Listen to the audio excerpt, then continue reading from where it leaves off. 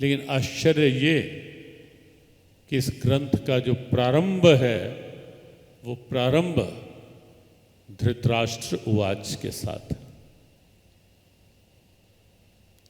एक ही श्लोक, दोबारा कोई श्लोक नहीं धृतराष्ट्र उवाच का गीता जी, जो आज बात कही चार के महत्व को लेकर के कि चार वेद, चार धाम, चार युग, चार दिशाएं, चार वर्ण, चार आश्रम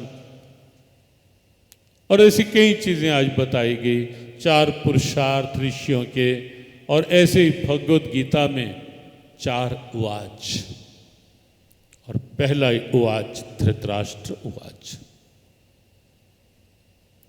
वस्तुतः जो गीता का उद्भव हुआ, कुछ बातें अच्छा रहेगा हम सबकी जानकारी में। युद्ध के 10वें दिन तक धृतराष्ट्र ने बहुत कुछ नहीं जानना चाहा, हल्की फुल्की कोई बात हो जाती, लेकिन क्योंकि धृतराष्ट्र को ये लग रहा था 10वें दिन तक कि कुछ भी हो जाए विजय तो हमारी होगी। एक भ्रांति वो यह कि जब तक पितामह भीष्म हमारे पक्ष में युद्ध कर रहे हैं हमें कोई हरा नहीं सकता। कारण पितामह के पास इच्छा मृत्यु का वर है।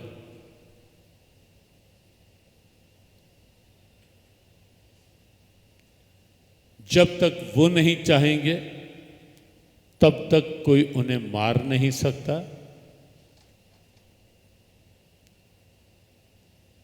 और वो स्वयं अकेले सक्षम हैं।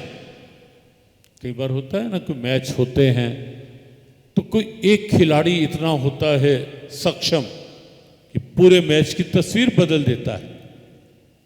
तो धृतराष्ट्र को लगता था कि पितामह इतना सक्षम व्यक्तित्व है और इतना सक्षम योद्धा है कि अकेले दम पर पूरे युद्ध के परिणाम को बदल सकता है।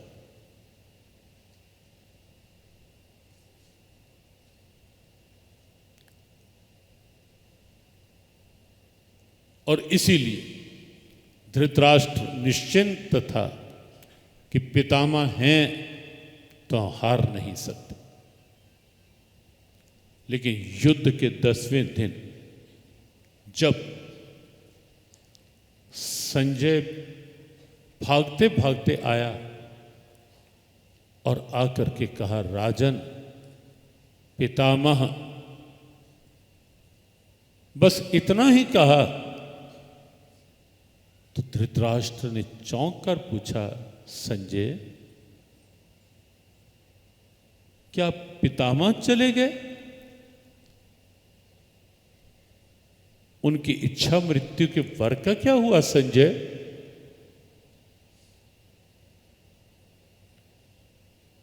संजय ने कहा, राजन, पितामह अभी मृत्यु को प्राप्त नहीं हुए, लेकिन अर्जुन के बाणों से उनका शरीर इतना जर्जर हो गया, अब वो वीरों के लिए उचित एक शैया, जो शर शैया, वह भी अर्जुन के बाणों के द्वारा निर्मित शैया, उसी पर चले गए। युद्ध नहीं कर पाएंगे, अब उठ नहीं पाएंगे वहां से। अब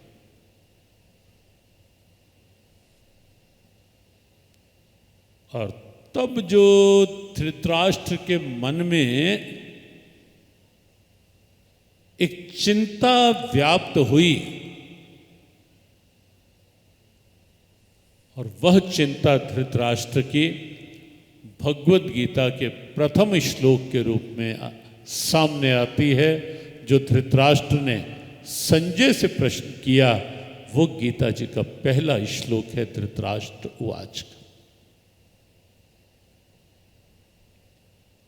एक नेत्रहीन व्यक्ति के द्वारा पूछा गया प्रश्न। वहां से गीता का प्रारंभ। और दृष्टिहीन भी केवल बाहर की दृष्टि से हीन नहीं, अंदर की दृष्टि से भी बिल्कुल रहित है ही नहीं। कोई दृष्टि, कोई सोच ही नहीं जीवन में।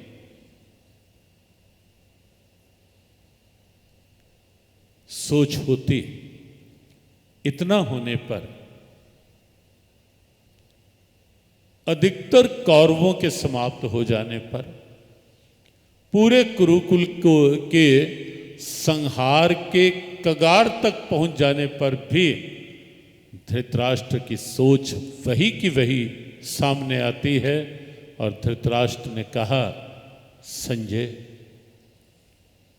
धर्म क्षेत्रे कुरुक्षेत्रे, गीता जी का ये श्लोक एक बार सभी पीछे पीछे उच्चारण कर लें। धर्म क्षेत्रे कुरुक्षेत्रे, धर्म क्षेत्रे कुरुक्षेत्रे, समवेता युयुत्सवः, समवेता युयुत्सवः, मामकः पाण्डवश्चैव, मामकः पाण्डवश्चैव, किम कुर्वत संजय, किम कुर्वत संजय। मिले जब धर्म भूमि मेरे व पांडु के सब पुत्रों ने किया क्या बताओ ऐ, जे मुझे कहा चिंता में भर के धृतराष्ट्र ने।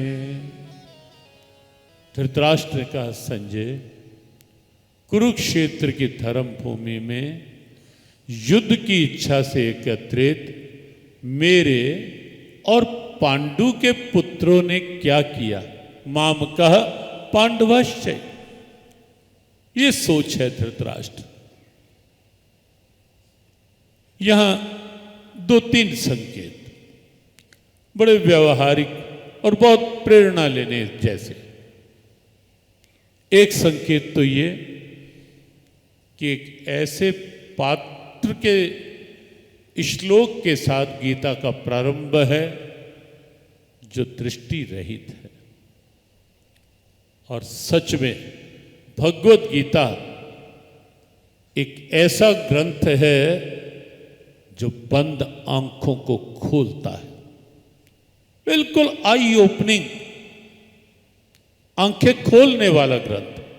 कई बार होता है ना कि किसी का शब्द सुनकर ऐसा लगता है, कुछ पढ़कर ऐसा लगता है कि इस बात ने तो मेरी आंखें खोल दी। ये शब्द होता है प्रयोग या नहीं होता? कई बार होता है कि इस शब्द ने, इस सत्संग ने, इस ग्रंथ ने, ये पाठ करते करते इसने तो आज तो मेरी आंखें खुल गई, अर्थात मुझे असलियत की समझ आ गई। ये प्रतीकात्मक है। बाहर की आंखें खुलना बंद, ठीक है, महत्व निश्चित है ही इन आंखों का। भगवान की कृपा का अद्भुत उपहार है ये आंखें भी।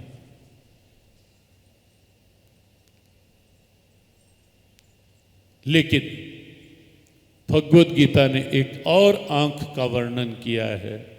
गीता में 2 बार शब्द प्रयोग हुआ, ज्ञान चक्षुषः, ज्ञान की आंख, विवेक की आंख, विचार की आंख, अंदर की आंख।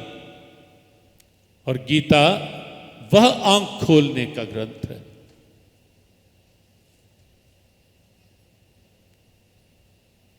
बाहर की आंख भगवान कृपा बनाए रखे, सबकी ठीक रहे। लेकिन ध्यान फिर भी दे लेना चाहिए। कई बार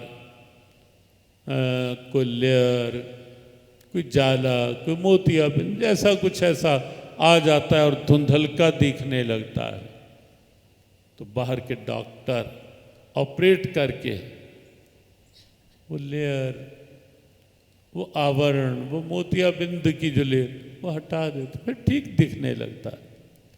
लेकिन अंदर की आंख पर जब आवरण आ जाते हैं, अंदर की आंख जब बंद हो जाती, तो ये दिखना बंद हो जाता है कि अच्छा क्या और बुरा क्या। ये ज्ञान चक्षुषा गीता का बड़ा वैचारिक शब्द है। वह आंख, वह दृष्टि, वह चक्षु जो अच्छे और बुरे में भेद करके सही देखना सिखा दे, वो गीता का ज्ञान चक्षु।